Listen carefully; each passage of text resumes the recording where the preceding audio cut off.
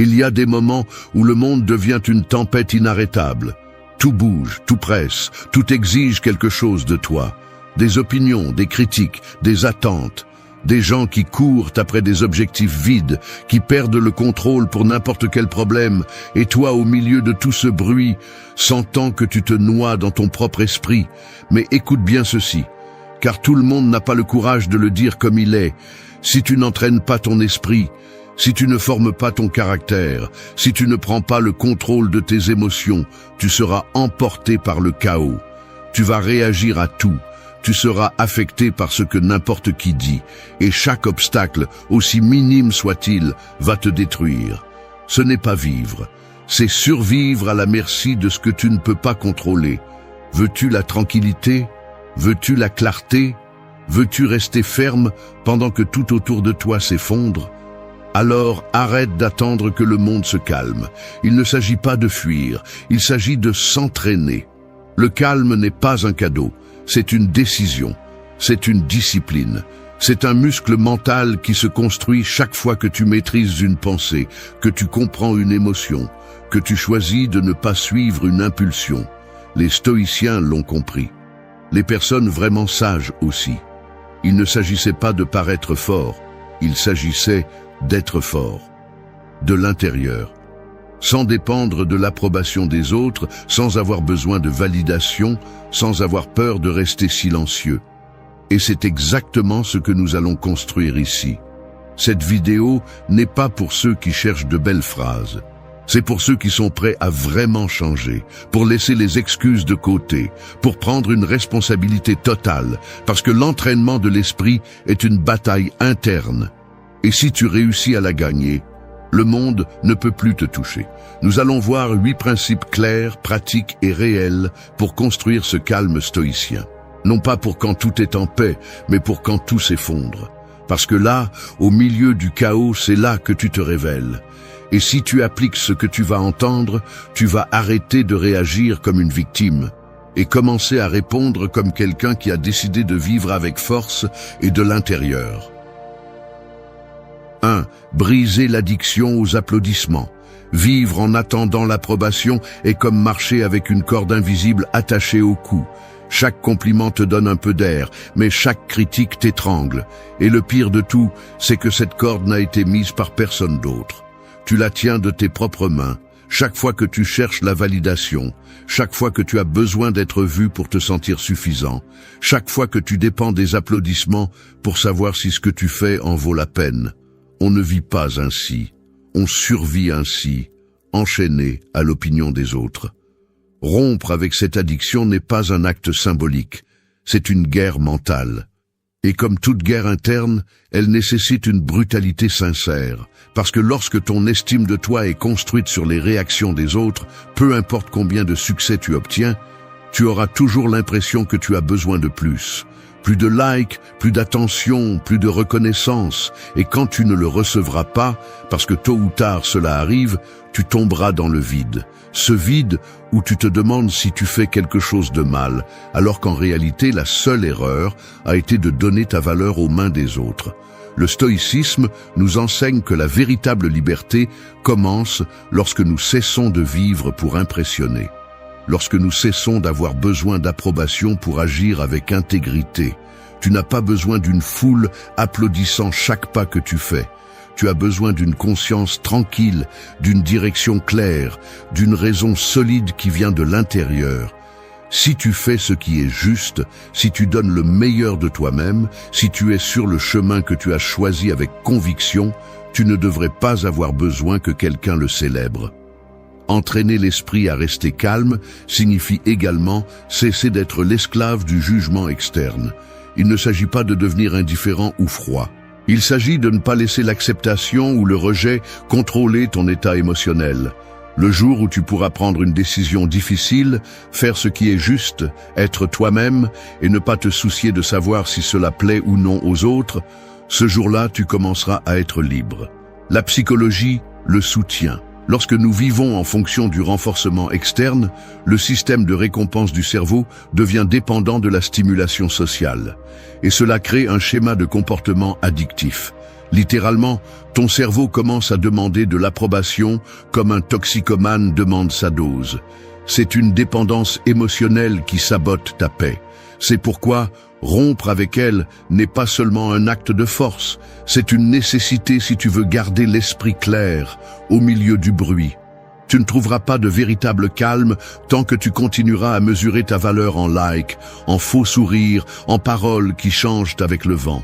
Le calme naît lorsque tu décides que ton identité n'est pas négociable, que ce que tu fais n'a pas besoin d'applaudissements pour avoir un sens, que ton but ne dépend pas de qui te voit, mais de pourquoi tu le fais. Et oui, ça va faire mal au début, parce que rompre une addiction fait toujours mal. Tu vas ressentir du vide, du doute, voire de la solitude. Mais c'est là que tu commences à construire quelque chose de réel. C'est là que l'esprit se renforce. C'est là que tu deviens quelqu'un qui agit par principe, pas par approbation. Rompre l'addiction aux applaudissements, c'est arrêter de vivre de l'extérieur vers l'intérieur et commencer à construire à partir de l'intérieur. C'est une déclaration d'indépendance, c'est te regarder dans le miroir et décider que tu es suffisant même si personne ne le dit. Parce que le calme, le véritable calme, ne naît pas du bruit que tu génères chez les autres, mais du silence que tu atteins en toi. 2. Mesure ta journée par ta vérité, pas par les réactions des autres. Vivre en fonction des réactions des autres, c'est comme marcher avec un miroir pendu au cou en attendant que les visages des autres définissent qui tu es. Tu observes leurs gestes, leur approbation ou leur silence, et avec cela, tu décides si c'était une bonne journée ou un échec. Mais ce miroir ne te montre pas ton reflet. Il te montre une version déformée créée par les attentes des autres, les humeurs des autres, des jugements que tu ne contrôles ni ne comprends. Et tant que tu continueras à mesurer ta valeur avec ce miroir brisé, tu finiras par oublier ce qui est le plus important, qui tu es vraiment. Nous l'avons tous fait. Tu postes quelque chose avec enthousiasme, tu donnes ton opinion avec sincérité, tu fais un travail avec dévouement, et immédiatement, tu attends une réaction, un commentaire, un applaudissement, un regard d'approbation. Et si cela n'arrive pas, s'il y a de l'indifférence, des critiques ou simplement du silence, tu t'écroules intérieurement. Comme si ce geste extérieur avait le pouvoir de définir si cela en valait la peine. Mais la vérité est que vivre ainsi, c'est renoncer à soi-même. C'est donner aux autres le contrôle sur ta paix, ta motivation et ton estime de soi. Les stoïciens l'avaient bien compris. La seule chose qui t'appartient, c'est ton intention, ton action, ta vérité. Ce que les autres pensent, comment ils réagissent ou s'ils comprennent, cela ne dépend pas de toi. Épictète disait que tu ne devrais pas aspirer à ce que les choses se passent comme tu le souhaites, mais à vouloir les choses telles qu'elles se passent. Et cela s'applique aussi aux réactions. Si tu as agi selon ta vérité, avec conscience, avec un but, alors le résultat est accompli. Le reste n'est que bruit. Tu n'es pas ici pour plaire. Tu es ici pour avancer, pour vivre avec intégrité, pour donner le meilleur de toi-même même quand personne ne le remarque. Parce que le jour où tu commenceras à mesurer ta vie par ce que tu fais et non par ce que tu provoques chez les autres, ce jour-là, tu commenceras à retrouver ta liberté mentale. Tu cesseras de vivre comme un acteur attendant l'ovation et tu deviendras quelqu'un qui agit par conviction, non pour l'applaudissement. De la psychologie, nous savons que dépendre du renforcement externe crée une image de soi fragile. Lorsque les émotions et l'identité sont construites sur des stimuli que tu ne contrôles pas, ta stabilité émotionnelle devient instable. Elle change avec le climat social, avec les algorithmes, avec l'attention des autres. Mais lorsque tu mesures ta journée par ton effort, ta vérité et ton progrès réel, tu construis quelque chose de solide, quelque chose qui t'appartient, et c'est la base d'un esprit fort. Tu auras des jours où tu feras ce qui est juste et personne ne dira rien. Des jours où tu avanceras et personne ne le remarquera. Des jours où tu diras la vérité et on te jugera. Et tu sais quoi? C'est bien. Parce que tu n'es pas ici pour recevoir des médailles. Tu es ici pour rester ferme dans ce que tu crois, dans ce que tu fais, dans ce que tu es. même si le monde regarde ailleurs. Entraîner l'esprit à la tranquillité signifie aussi arrêter de mendier des réactions. Tu n'as pas besoin de likes pour confirmer ton but. Tu n'as pas besoin de faux sourires pour valider tes décisions. Tu as besoin de savoir que tu as fait ce que tu devais faire, que tu as été fidèle à ta vérité, que tu as terminé la journée en pouvant te regarder avec respect, même si personne d'autre ne t'a regardé. Arrête de porter le miroir des autres, brise ce besoin de te refléter dans l'opinion des autres, et commence à construire une vie où la valeur de chaque jour est définie par toi, pas par l'écho que tu crées à l'extérieur, parce que cet écho est éphémère, mais ta vérité bien vécue, celle-ci reste avec toi pour toujours. 3. Lâche ce qui n'a jamais été entre tes mains. S'accrocher au contrôle est comme essayer de tenir de l'eau dans ses mains. Plus tu forces, plus elle s'échappe rapidement entre tes doigts. Et pourtant, nous continuons à insister. Nous sommes obsédés par le contrôle des résultats, des personnes, des opinions, des temps, même du destin. Nous voulons avoir la certitude de tout, gérer chaque variable, forcer les choses à se passer comme nous l'imaginons. Et dans cette lutte absurde contre l'incontrôlable, nous nous épuisons, nous nous frustrons et nous nous perdons. La vérité, même si elle fait mal, est simple. Tu n'as pas autant de contrôle que tu le penses. La plupart de ce qui te préoccupe est hors de ta portée. Tu ne peux pas contrôler ce que ressentent les autres, ni ce qu'ils disent, ni la direction exacte de chaque chose que tu commences. Tu peux faire de ton mieux, mais tu ne peux pas garantir le résultat. Tu peux aimer, mais tu ne peux pas forcer quelqu'un à t'aimer. Tu peux prendre soin de ta santé, mais tu ne peux pas éviter chaque maladie. Et si tu n'acceptes pas cela, tu vas vivre avec une anxiété chronique. Car essayer de contrôler l'incontrôlable est la recette parfaite pour la souffrance. Les stoïciens ont été implacables sur ce point. Épictète l'a résumé ainsi. Il y a des choses qui dépendent de toi et des choses qui ne dépendent pas de toi. Ton attention doit se porter sur le premier et lâcher fermement le second. Non pas par résignation, mais par intelligence. Il ne s'agit pas de se rendre, il s'agit de cesser de gaspiller ton énergie dans des batailles perdues avant de commencer. Lorsque tu arrêtes d'essayer de contrôler ce qui n'est pas à toi, tu reprends le contrôle de toi-même. Et c'est là que commence le véritable calme. La psychologie le confirme également. Les personnes qui développent un locus de contrôle interne, c'est-à-dire qui concentrent leur attention sur ce qu'elles peuvent faire, ont des niveaux de bien-être émotionnel plus élevés, une plus grande résilience et moins d'anxiété. En revanche, ceux qui sont pris au piège dans l'illusion de contrôler l'extérieur deviennent dépendants, volatiles, fragiles face à tout changement inattendu. On t'a dit que le contrôle est le pouvoir? C'est un mensonge. Le véritable pouvoir est de savoir lâcher prise. C'est pouvoir dire « j'ai fait ce qui me correspondait, le reste n'est pas à moi » et marcher la tête haute même si les choses ne se passent pas comme tu l'avais prévu. C'est cela la force mentale, c'est cela la maturité émotionnelle, c'est cela l'intelligence spirituelle. Ce n'est pas ce que tu arrives à contrôler qui te définit, c'est la façon dont tu réagis quand tout échappe.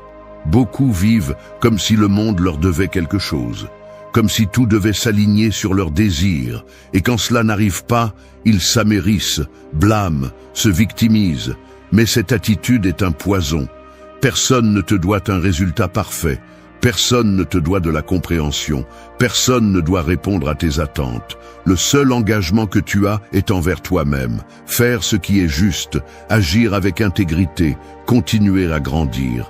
Le reste, lâche-le. Entraîner ton esprit, c'est aussi apprendre à fermer des cycles sans ressentiment, à accepter des pertes sans drame, à continuer sans porter ce que tu ne peux pas changer. C'est une pratique quotidienne. Cela ne se fait pas du jour au lendemain, mais chaque fois que tu choisis de te concentrer sur ce que tu peux faire, tu libères ton esprit du poids inutile de l'impossible. Lâche. Non pas par faiblesse, mais par sagesse. Non pas par fatigue, mais par clarté. Lâche ce qui n'a jamais été entre tes mains, car tant que tu continues à serrer le poing, tu ne pourras pas tenir ce qui compte vraiment. Le calme n'arrive pas quand tu contrôles tout. Il arrive quand tu décides que tu n'as pas besoin de le faire. Et là, juste là, c'est quand tu deviens vraiment libre. 4. Deviens l'œil du cyclone. Au milieu d'un cyclone, il y a un point précis où tout est calme. Il n'y a pas de vent, pas de bruit, pas de chaos. Cet endroit s'appelle l'œil du cyclone. Et bien que tout autour tourne avec fureur, ce centre reste ferme, serein, intact. Ce n'est pas parce que le chaos n'existe pas. C'est parce qu'à l'intérieur de cet espace, il y a une force silencieuse qui ne se laisse pas emporter. Devenir l'œil du cyclone ne signifie pas ignorer le chaos. Cela signifie devenir plus fort que lui. C'est ainsi que tu devrais entraîner ton esprit. Non pas pour échapper au monde, mais pour rester calme à l'intérieur de lui. Parce que le chaos ne va pas disparaître. Les problèmes vont arriver. Les pertes vont faire mal. Les critiques, les trahisons, les injustices, tout cela fait partie du chemin. Mais si tu réagis à chaque tempête avec désespoir, tu te perds dedans. Et si tu laisses le bruit extérieur envahir ta paix intérieure, alors tu ne vis plus, tu survis en état d'alerte constante. Les stoïciens disaient que ce n'est pas ce qui t'arrive qui t'affecte, mais ce que tu fais avec ce qui t'arrive. C'est la clé. Les émotions viennent, mais tu décides si elles t'emportent ou si tu les observes sans les laisser prendre le contrôle. L'esprit calme n'est pas celui qui ne ressent rien, c'est celui qui ressent et agit quand même avec clarté. Et cela ne se réalise pas avec de belles phrases, cela se réalise avec une pratique quotidienne, une auto-réflexion constante, une discipline interne. La psychologie moderne parle du concept de régulation émotionnelle. La capacité d'identifier ce que tu ressens, de le nommer et de ne pas agir immédiatement. C'est l'opposé de la réactivité. C'est la capacité de rester en contrôle, même quand tout semble perdu. Et cela ne signifie pas réprimer, cela signifie traiter. Ce n'est pas nier la tempête, c'est construire un refuge en toi qui ne se brise pas au premier coup. Tu dois arrêter de dépendre de l'ordre des choses pour te sentir bien. Parce que si ton calme dépend de l'environnement, tu es perdu. Tu vas t'effondrer chaque fois que le monde devient hostile, chaque fois que quelqu'un te traite mal, chaque fois que quelque chose ne se passe pas comme tu l'espérais. Entraîner ton esprit, c'est te préparer pour ces moments, pour que quand ils arrivent, ils ne te sortent pas de ton centre, pour que tu puisses regarder le chaos dans les yeux et rester ferme. Et non, ce n'est pas facile. Tu vas échouer de nombreuses fois. Tu vas exploser, tu vas réagir, tu vas perdre patience. Mais chaque fois que tu prends conscience de cela et que tu choisis de répondre avec calme au lieu d'impulsion, tu renforces ce centre. Tu construis ton propre œil du cyclone. Et petit à petit, tu vas remarquer que tu n'as plus besoin que tout soit parfait pour te sentir bien, que tu peux traverser le chaos sans qu'il te brise de l'intérieur. Être l'œil du cyclone, c'est être inébranlable. Non pas parce que rien ne t'affecte, mais parce que rien ne te domine. C'est agir avec clarté quand les autres sont aveuglés par la colère. C'est garder le cap quand tout bouge. C'est penser avec précision quand le monde ne fait que crier. Il ne s'agit pas de paraître fort, il s'agit de l'être, de l'intérieur. Et si tu t'entraînes tous les jours, tu découvriras que le calme, le vrai calme, n'est pas quelque chose que l'on trouve, c'est quelque chose que l'on construit. 5. Entraîne ta tranquillité avant d'en avoir besoin. Attendre que le chaos arrive pour chercher la tranquillité est comme essayer de construire un parachute alors que tu es déjà en train de tomber. Il est trop tard, c'est désespéré. Et il est fort probable que tu t'écrases. C'est ainsi que la plupart des gens vivent. Ils n'entraînent pas leur esprit, ne renforcent pas leur tempérament, ne se préparent pas au coup. Ils ne réagissent que lorsque le problème est déjà là. Mais quand la crise arrive, si tu n'as pas d'outils internes, la seule chose que tu peux faire est de couler. La tranquillité n'est pas quelque chose qui apparaît miraculeusement quand tu en as le plus besoin. C'est une compétence. C'est un réflexe entraîné. Et si tu ne la cultives pas avant, tu ne l'auras pas quand tout s'effondrera. C'est pourquoi il est si important de la pratiquer pendant les jours tranquilles. Parce que c'est là que se forme le muscle mental. Il ne s'agit pas de vivre comme un moine enfermé, mais d'utiliser la vie quotidienne comme une salle de sport émotionnelle. Chaque petit problème, chaque attente, chaque conversation inconfortable est une opportunité pour entraîner ta capacité à rester serein. Les stoïciens pratiquaient cela constamment. Ils s'exposaient volontairement à l'inconfort. Ils dormaient sur le sol, jeûnaient, s'imaginaient tout perdre, non pas par masochisme, mais par force mentale. Parce qu'ils savaient que s'ils pouvaient maintenir leur paix, même dans la pénurie, dans l'incertitude ou dans la critique, alors quand la vie les mettrait à l'épreuve, ils seraient déjà prêts. Et c'est ce dont tu as aussi besoin. Un entraînement silencieux, constant, interne. De la psychologie, nous savons que le système nerveux apprend par répétition. Si tu entraînes ta réponse aux stimuli stressants, peu à peu ton corps et ton esprit cesseront de réagir avec panique. Il ne s'agit pas d'éliminer le stress, mais de l'affronter si souvent avec conscience qu'il cesse d'avoir du pouvoir sur toi. Et cela se fait par de petits actes quotidiens. Respirer avant de parler, t'arrêter avant de réagir, observer avant de supposer. Tu ne peux pas compter sur ta version faible pour des moments forts. Tu dois construire chaque jour une version de toi qui sait rester ferme quand tout vacille. Et cela n'arrive qu'avec la pratique. Tu ne t'entraînes pas seulement quand tu es au sol, tu t'entraînes pour éviter d'y arriver. Parce que quand le coup viendra, et il viendra, ce qui fera la différence n'est pas ce que tu sais, mais ce que tu as incorporé, ce que tu as déjà pratiqué, ce qui est devenu une partie de toi. Les gens cherchent des outils quand ils sont déjà brisés, mais tu peux commencer avant. Tu peux créer des routines qui renforcent ton esprit.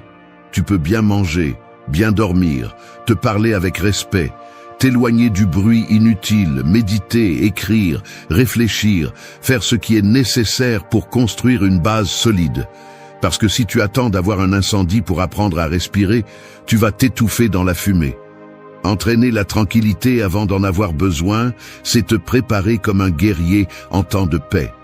C'est assumer que la vie ne va pas s'adoucir pour toi, que le monde va continuer à être chaotique, mais que tu peux changer. Tu peux devenir plus fort, plus clair, plus conscient. Et cela ne signifie pas que tu ne ressentiras jamais de peur ou de colère. Cela signifie que tu ne vas pas agir à partir de là, que tu auras le pouvoir de choisir comment répondre. N'attends pas que tout explose pour commencer à prendre soin de ton esprit. Commence maintenant, parce que quand tu en auras le plus besoin, tu n'auras pas le temps d'apprendre. Tu agiras avec ce que tu as déjà construit. Et si tu as entraîné ta tranquillité, alors tu pourras te tenir au milieu du feu sans te brûler de l'intérieur. 6. Protège ton énergie comme si c'était de l'or. Ton énergie est comme un dépôt d'or que tu portes en toi.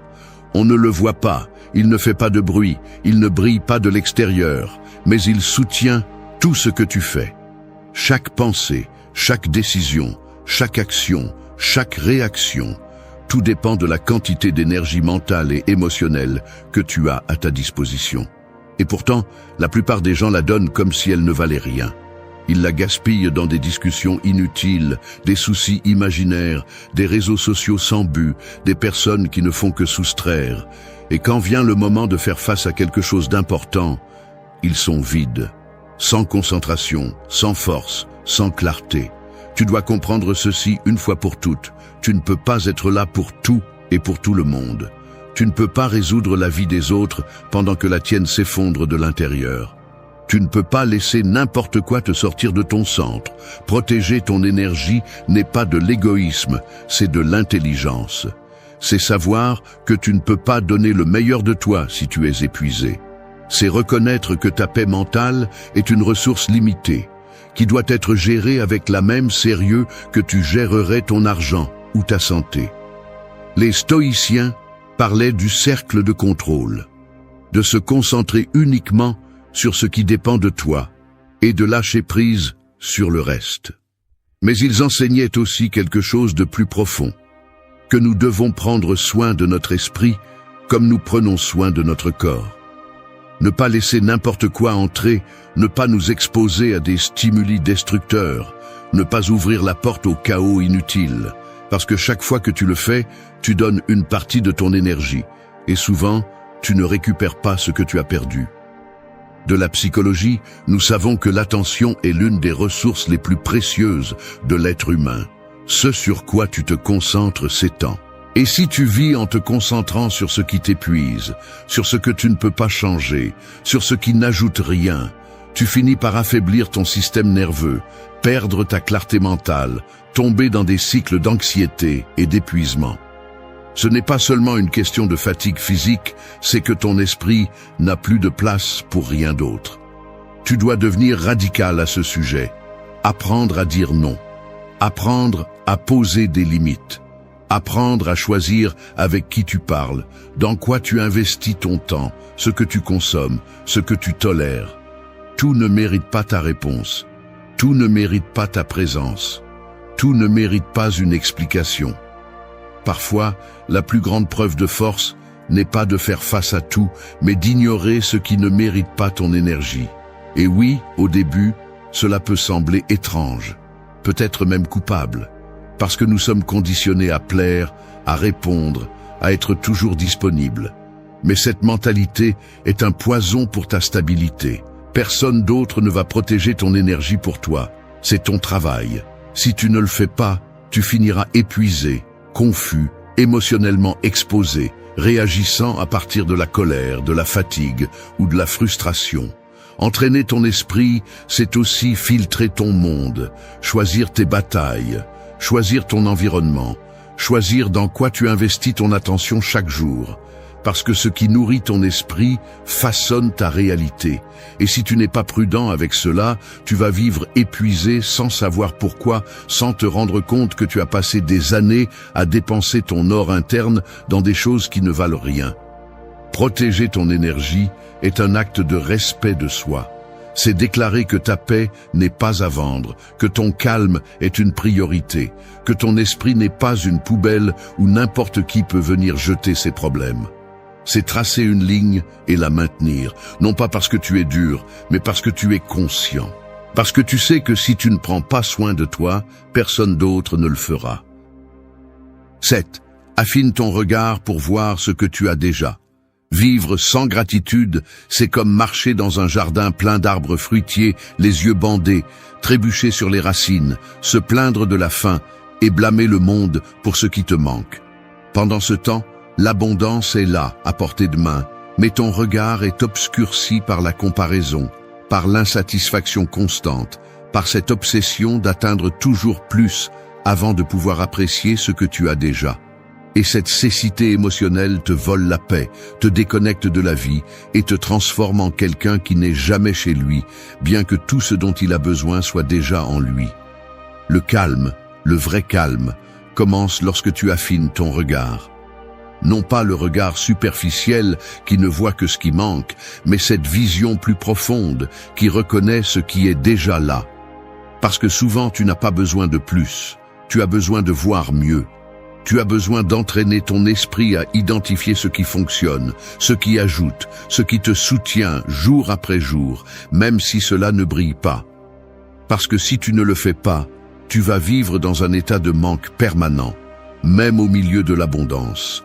Les stoïciens avaient une pratique quotidienne qui consistait à réfléchir à ce qu'ils pourraient perdre. Non pas comme une punition, mais comme un exercice de clarté.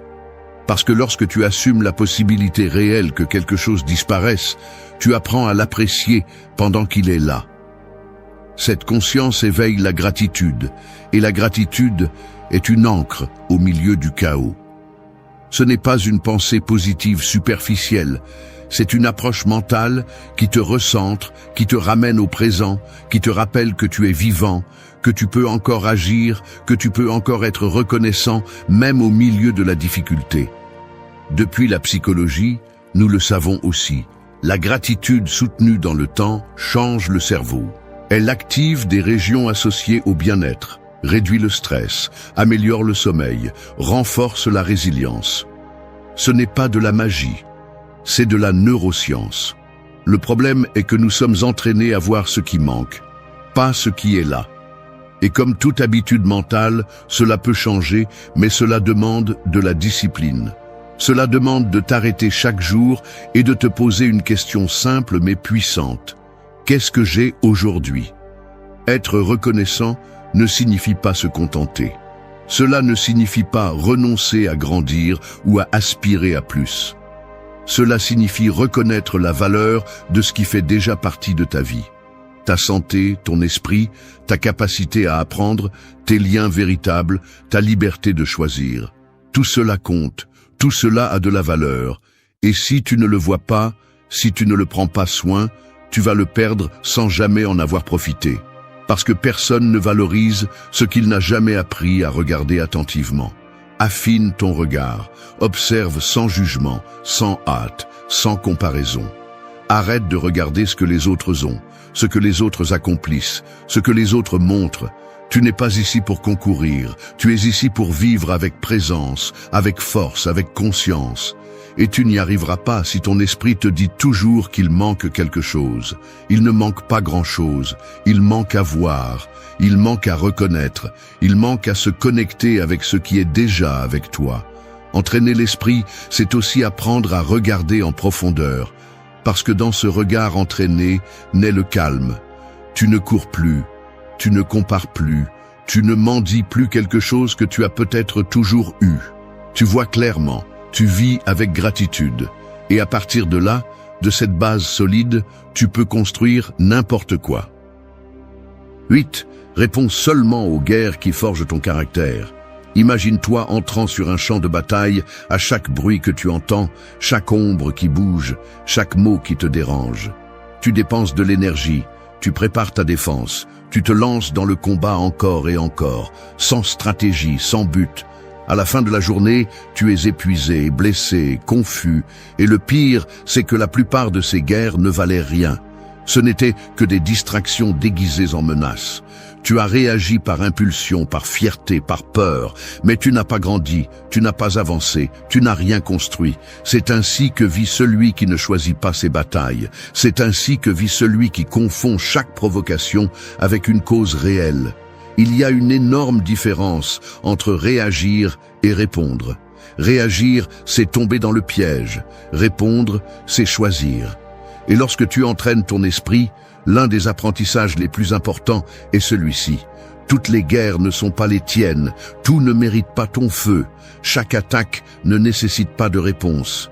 Tu dois avoir la clarté pour distinguer ce qui t'irrite simplement de ce qui façonne réellement ton caractère. Parce que si tu te bats pour tout, tu t'affaiblis. Mais si tu choisis bien tes batailles, tu te renforces. Les stoïciens n'étaient pas des lâches, mais ils n'étaient pas non plus impulsifs. Ils ne répondaient pas à l'insulte par des cris, ni au conflit par la colère. Ils répondaient à partir de la raison, du contrôle, du choix conscient. Pour eux, la véritable force n'était pas la réaction immédiate, c'était la maîtrise de soi.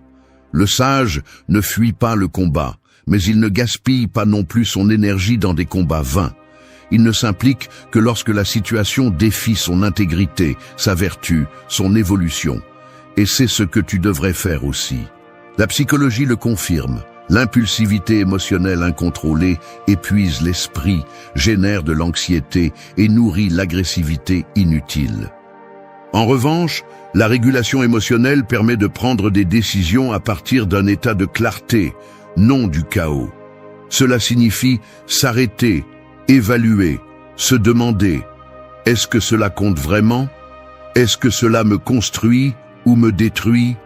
Est-ce que cela mérite mon énergie ou est-ce que cela tente seulement mon ego ? Et si la réponse n'est pas claire, éloigne-toi. N'entre pas, n'explose pas. Ne te rabaisse pas au niveau du conflit inutile. Tu n'es pas ici pour passer ta vie à éteindre les feux des autres. Tu es ici pour avancer, pour évoluer, pour renforcer ton caractère avec un but. Et cela ne se réalise que lorsque tu apprends à dire non. Non au drame, non à la provocation bon marché, non aux guerres sans sens. Parce que chaque fois que tu choisis d'entrer dans une bataille qui ne construit rien, tu t'éloignes de ce qui compte vraiment. Tu dévies de ton chemin pour quelque chose qui n'a pas de valeur. Réponds seulement aux guerres qui te défient à être meilleur, celles qui te forcent à grandir, à te confronter à toi-même, à défendre tes principes sans perdre ton calme. Celles-là valent la peine. Celles-là t'enseignent. Ce sont les batailles internes où se forge le courage, où se polit l'esprit, où se construit le caractère solide que rien ni personne ne peut renverser. Mais pour le reste, lâche prise. Laisse-le partir sans culpabilité. Tu n'as rien à prouver à personne. Ta paix n'est pas en jeu à chaque discussion. Ta valeur ne dépend pas de chaque réponse. Entraîner ton esprit, c'est aussi apprendre à choisir quand parler, quand agir, quand se taire et se retirer. C'est savoir que le véritable pouvoir n'est pas de se battre pour tout, mais d'avoir la clarté et le courage de choisir ce qui vaut vraiment la peine. Parce que dans ce monde plein de bruit et de provocation, le calme est aussi une forme de guerre. Et si tu apprends à l'utiliser, tu gagneras des batailles sans avoir besoin de hausser la voix.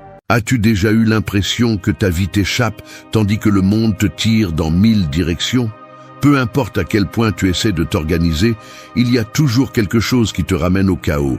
Tu te réveilles fatigué, tu fais ce que tu dois faire sans envie, tu passes la journée à réagir à tout et à tous, et tu finis épuisé, frustré, avec le sentiment de ne pas avancer.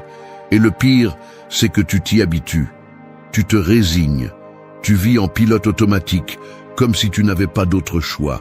Mais laisse-moi te dire quelque chose, ce n'est pas ta vraie vie.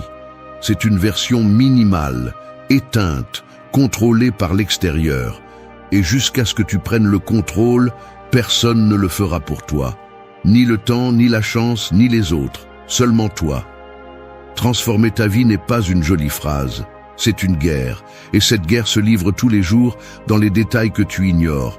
Ce que tu fais en te réveillant, ce que tu manges, ce que tu penses, comment tu parles, comment tu réagis, qui tu écoutes et surtout à quoi tu prêtes attention. Il ne s'agit pas de te motiver un jour et d'oublier tout le lendemain. Il s'agit de te construire de l'intérieur vers l'extérieur, avec ordre, avec un but et avec force. Dans cette vidéo, tu vas découvrir 8 leçons qui ne sont pas de la théorie vide. Ce sont des outils stoïciens et pratiques pour vraiment transformer ta vie. Si tu les appliques, non pas demain, non pas quand tu auras le temps, mais maintenant, tu vas reprendre le contrôle, sortir du chaos et commencer à vivre avec intention.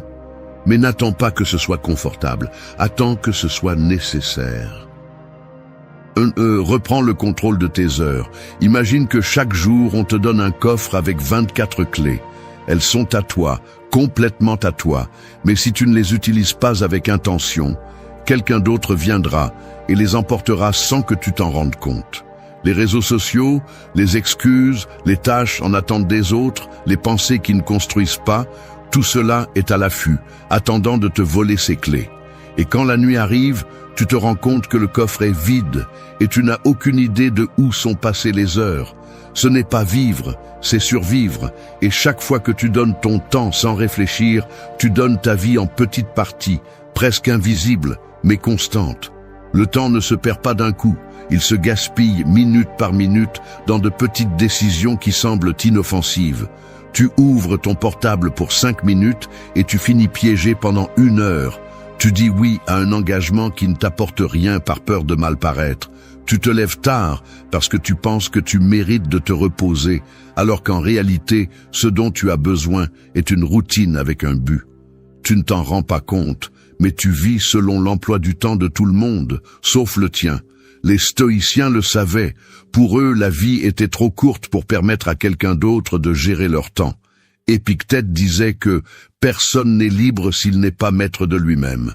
Et cela commence par reprendre le contrôle de tes jours.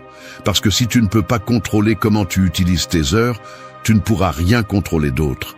Tu ne peux pas espérer avoir une clarté mentale, une discipline ou une paix, si dès que tu te réveilles, tu cours après tout ce que tu n'as pas choisi consciemment. La solution n'est pas de faire plus, mais de faire mieux.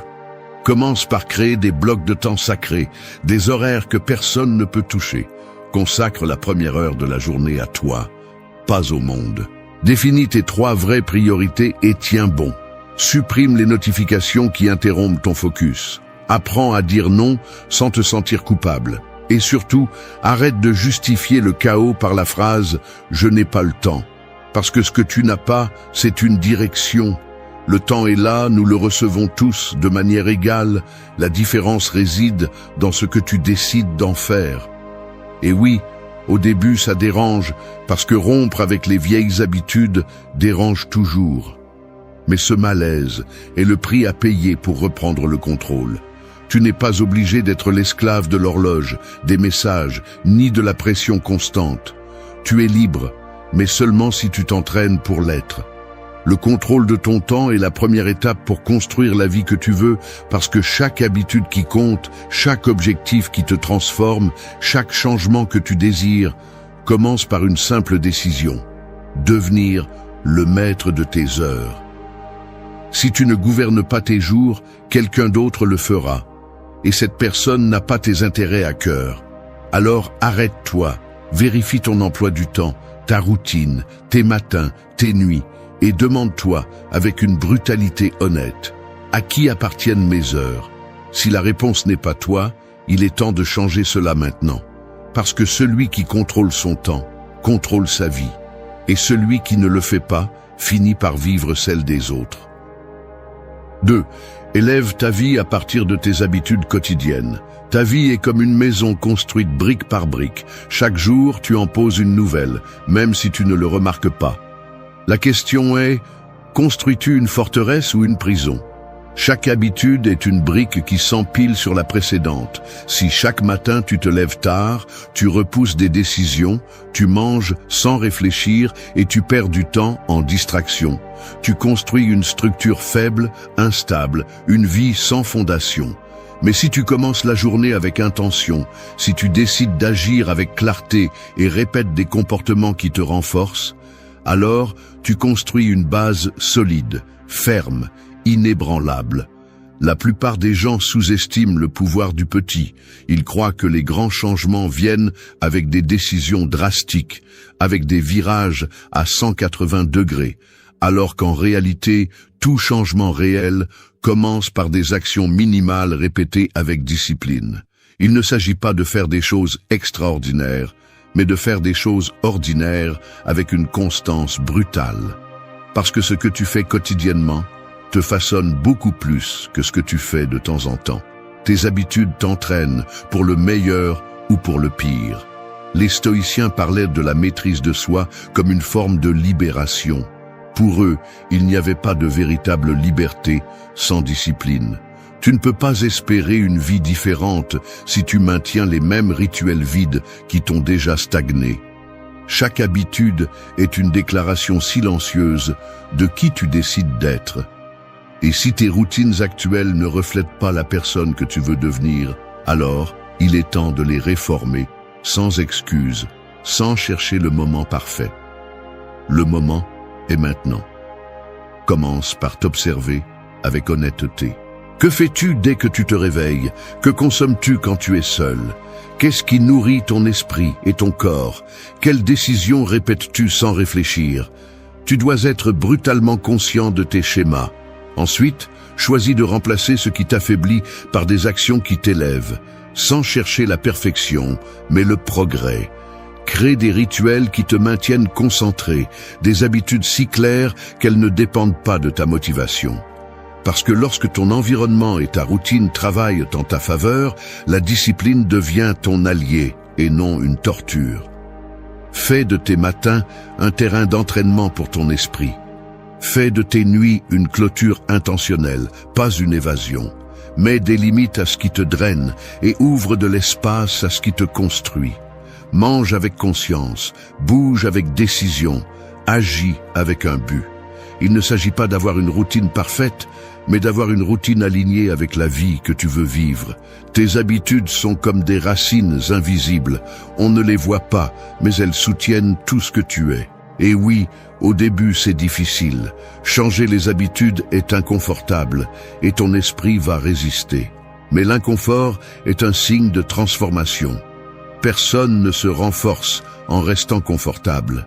Seuls ceux qui traversent la friction, ceux qui imposent une structure même quand ils n'en ont pas envie, sont ceux qui finissent par élever leur vie. La clé n'est pas de te motiver chaque jour, mais de créer des systèmes qui fonctionnent même quand tu ne l'es pas. Alors, regarde-toi sérieusement. Demande-toi si ce que tu fais tous les jours te rapproche ou t'éloigne de la vie que tu veux. Parce qu'à la fin, ton destin n'est pas dans ce que tu rêves, il est dans ce que tu fais. Et si tu changes tes habitudes, tu changes ta direction. Élève ta vie à partir de ce que tu fais quand personne ne te voit, à partir de ce que tu répètes chaque jour, sans applaudissements ni reconnaissance. C'est là que commence le véritable changement. C'est là que tu te construis ou te détruis. 3. Transforme ton chaos extérieur en clarté intérieure. Ton esprit est comme une pièce sombre. Si l'espace autour de toi est rempli de bruit, de désordre et de stimuli sans sens, c'est comme si cette pièce était encombrée de meubles cassés, de boîtes empilées et d'objets inutiles. Tu ne peux pas bouger, tu ne peux pas penser et encore moins voir clairement. Chaque chose que tu as déplacée, chaque engagement inutile, chaque écran allumé toute la journée est une nouvelle distraction qui te pousse au bord de l'effondrement. Le chaos extérieur ne te stresse pas seulement, il te consume de l'intérieur. Si tu ne mets pas de l'ordre dans ton environnement, ton esprit en paiera le prix. Nous vivons entourés d'excès, des choses que nous n'utilisons pas, des conversations qui ne nous nourrissent pas, des activités que nous n'avons pas choisies, des pensées que nous ne contrôlons pas. Et même si tu ne t'en rends pas compte, tout cela pèse. Ça pèse sur tes épaules, sur ton énergie, sur ta capacité à penser clairement. Quand ton environnement est saturé, ton esprit passe en mode survie. Il commence à réagir au lieu de décider. Il se disperse, se frustre, s'affaiblit. Tu ne peux pas construire une vie puissante à partir d'un environnement plein de bruit. Les stoïciens comprenaient que le contrôle commence par ce qui t'entoure. Tu ne peux pas changer le monde, mais tu peux décider ce que tu laisses entrer dans ton espace. Marc Aurèle, entouré de guerre et de chaos, cherchait la tranquillité non pas en fuyant, mais en éliminant l'inutile. La clarté n'apparaît pas par magie, elle se crée. Elle se construit avec des choix fermes. Élimine ce qui ne te sert pas, ce qui n'ajoute pas, ce qui occupe seulement un espace physique ou mental. Apprends à simplifier. Commence par le tangible. Nettoie ta chambre, organise ton espace de travail, révise ce que tu as et combien tu en as besoin. Ce que tu n'utilises pas, ce qui n'apporte pas, doit partir. Passe ensuite au numérique. Épure ton téléphone portable, tes réseaux, tes mails. Chaque clic inutile est une fuite d'attention. Ensuite, examine tes relations. Il y a des personnes qui n'apportent que du bruit, du drame et de l'énergie contaminée. Mets de la distance, si nécessaire. Entoure-toi de silence, de structure, d'air.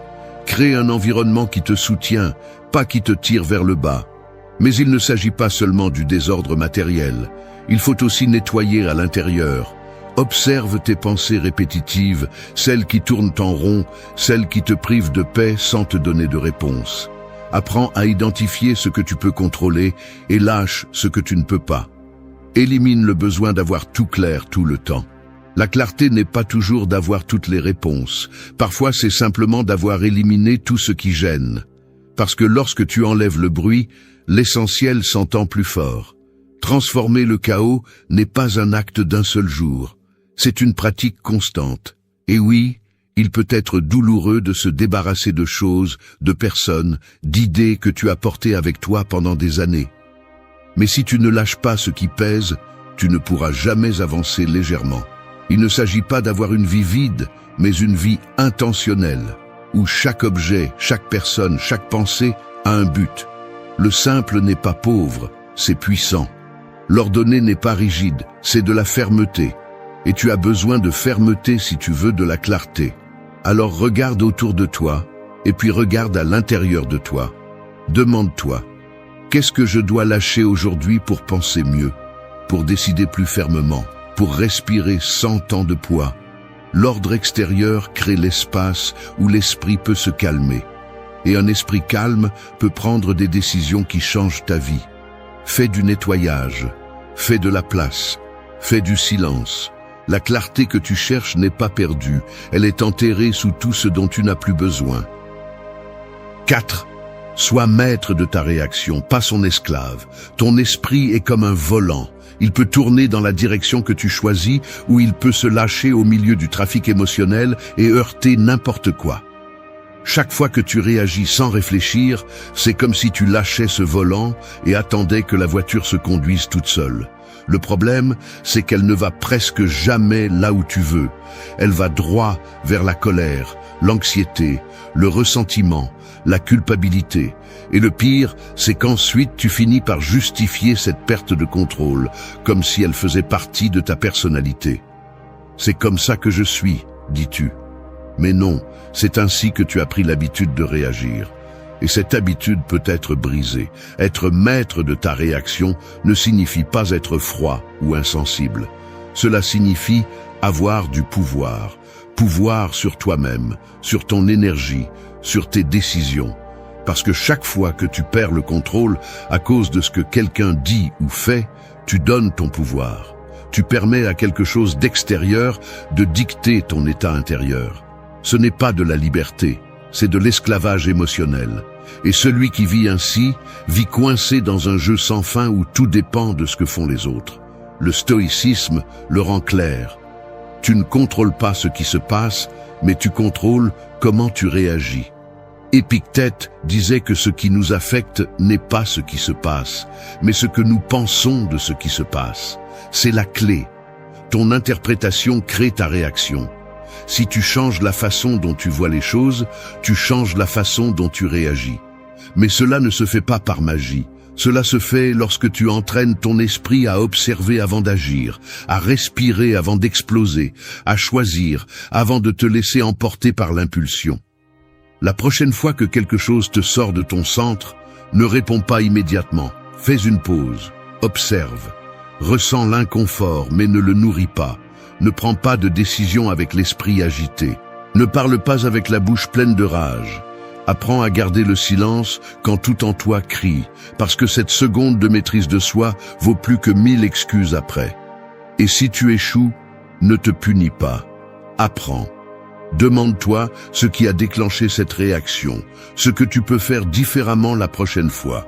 Cette autoconscience est plus précieuse que n'importe quelle excuse vide. Maîtriser ta réaction n'est pas te réprimer, c'est diriger ta force. Tu peux être intense, passionné, direct, mais sans perdre le contrôle. La colère peut être utile si elle se transforme en action juste. La tristesse peut être puissante si elle est canalisée vers la compréhension. Tout ce que tu ressens a sa place, mais cela ne doit pas te gouverner. Tu décides si tes émotions sont des outils ou des chaînes. Et oui, c'est difficile, parce que tu as passé des années à réagir par impulsion, parce que ton environnement t'a appris que l'explosion est synonyme d'authenticité. Mais ce n'est pas le cas. La véritable authenticité réside dans l'action depuis ton centre, pas depuis tes blessures, depuis ton pouvoir, pas depuis ton désordre. Alors commence aujourd'hui. Chaque fois que tu sens que quelque chose ou quelqu'un veut te sortir de ton équilibre, rappelle-toi, tu as le volant. Tu peux tourner vers le chaos ou vers le calme, vers la réaction automatique ou vers la réponse consciente. Tu n'es pas un esclave de ce que tu ressens, tu en es le maître. Mais cette maîtrise ne se donne pas, elle se construit. Et si tu la construis, tu verras comment tout change. Parce que celui qui contrôle sa réaction contrôle son destin. Et ce n'est pas une exagération, c'est une vérité que peu osent vivre. 5. Fais de ton corps ton temple et ton moteur. Imagine qu'on te donne une machine capable de t'emmener aussi loin que tu le souhaites, aussi vite que tu oses. Cette machine est résistante, adaptable et puissante, mais aussi fragile si tu ne la prends pas soin. Maintenant, imagine que, au lieu de la maintenir avec du carburant propre, tu la remplis de déchets, tu la surcharges, tu l'ignores ou tu l'utilises mal. Elle ne durerait pas longtemps. Ton corps est cette machine. Et au-delà de l'esthétique, au-delà du miroir, ton corps est le véhicule qui te permet de vivre avec force ou de te traîner dans la vie avec une fatigue constante.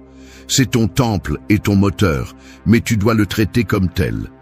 La plupart des gens vivent déconnectés de leur corps. Ils ne lui prêtent attention que lorsque quelque chose fait mal, lorsqu'ils sont déjà épuisés, lorsque l'anxiété commence à déborder ou lorsque l'insomnie devient normale. Mais le corps parle toujours. Le problème est que personne n'écoute. Ils se nourrissent sans réfléchir. Ils ne bougent que si c'est obligatoire. Ils dorment peu. Ils consomment toutes sortes de stimuli sans filtre. Ensuite, ils se demandent pourquoi ils n'ont pas d'énergie, de clarté ou de motivation. La réponse se trouve dans ce que tu fais tous les jours avec ce corps que tu dis vouloir, mais que tu maltraites avec tes habitudes. Les stoïciens comprenaient que le corps n'était pas un caprice de l'ego, mais un outil fondamental de l'âme. Sénèque disait que l'âme a besoin d'un corps fort pour s'exprimer librement.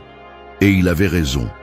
Parce que si ton corps est faible, enflammé ou plein de stress accumulé, ton esprit ne peut pas fonctionner clairement. Il ne s'agit pas d'être obsédé par la perfection physique, il s'agit de respect de soi. De comprendre que bouger, bien manger et se reposer n'est pas de la vanité, c'est de la discipline. C'est de l'autocontrôle, c'est de l'amour de soi en action. Commence par bouger tous les jours, même si ce n'est que 30 minutes. Ton corps a été fait pour bouger, pas pour rester assis devant un écran toute la journée. Fais de l'exercice non seulement pour te voir mieux, mais aussi pour penser mieux, pour te sentir plus fort, plus éveillé, plus présent. Ensuite, nettoie ton alimentation. Mange comme quelqu'un qui se respecte, pas comme quelqu'un qui se sabote. Il ne s'agit pas de restrictions extrêmes, mais de conscience. Ce qui entre dans ton corps affecte comment tu vis. Priorise aussi le repos. Bien dormir n'est pas un luxe, c'est une nécessité biologique. Si tu ne dors pas bien, tout dans ta vie devient désordonné. Et si maintenant tu es loin d'avoir un corps fort ou sain, ne te punis pas. Il ne s'agit pas de te juger, il s'agit de prendre la responsabilité. Commence par un changement, un seul, et répète-le, faisant une partie de ton identité. Le corps ne change pas avec des excuses, il change avec l'action. Et tu n'as pas besoin de motivation constante, tu as besoin de décision. Chaque jour que tu choisis de bouger, de bien te reposer et de te nourrir avec intention, tu affirmes qui tu es. Tu dis « Je suis aux commandes ». Parce que tu ne peux pas vivre une vie forte dans un corps faible. Tu ne peux pas garder un esprit clair si ton système est enflammé par le stress, la mauvaise nourriture et le manque de mouvement. Tu ne peux pas affronter les défis réels si tu es épuisé tout le temps.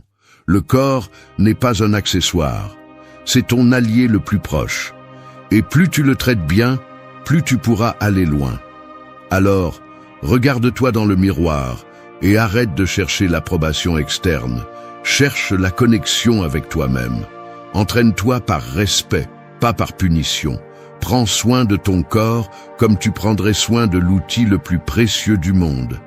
Parce que c'est ce qu'il est, c'est le temple où vit ta force, ta clarté, ta détermination. Et c'est le moteur qui, bien réglé, peut t'emmener à n'importe quelle destination que tu te proposes. 6. Libère-toi du stress en maîtrisant ton argent. Ton argent est comme une rivière. S'il coule avec direction, il irrigue ta vie, nourrit tes objectifs et te donne de la tranquillité. Mais si tu ne le contrôles pas, il déborde, balaye ta paix mentale et te noie dans des soucis constants. Beaucoup sont piégés non pas par manque de revenus, mais par manque de contrôle. Ils ne savent pas où va l'argent, ils ne sentent que sa disparition. Et avec lui, disparaît aussi la tranquillité. Le problème n'est pas seulement économique, il est mental. Parce que lorsque tu n'as pas le contrôle de ton argent, tu n'as pas non plus le contrôle de ton esprit.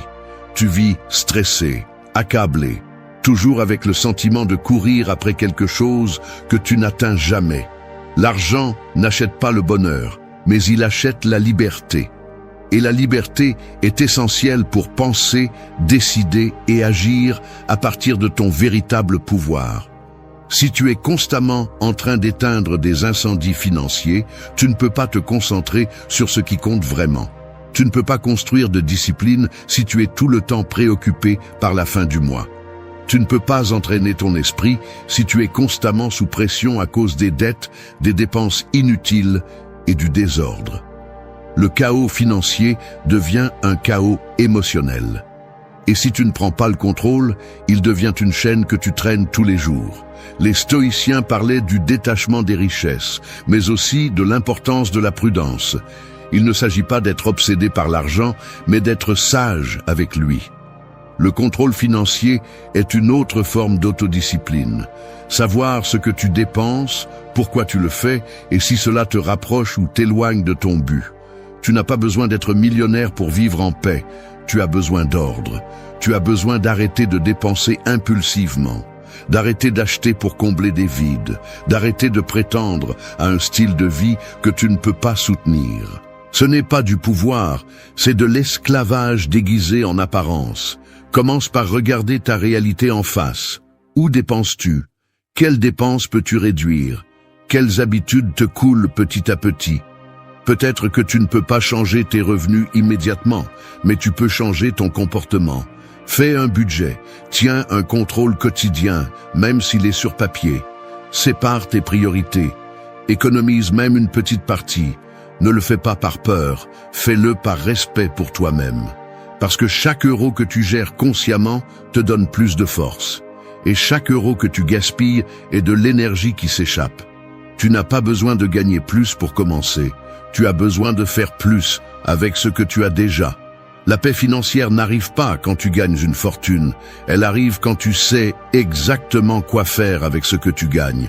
Et quand cela se produit, la peur disparaît, le stress disparaît, une nouvelle sécurité, une nouvelle clarté apparaissent. Tu peux te concentrer, tu peux planifier, tu peux grandir. Pas à partir de la pénurie, mais à partir de la maîtrise. Le stress économique n'est pas seulement une conséquence externe,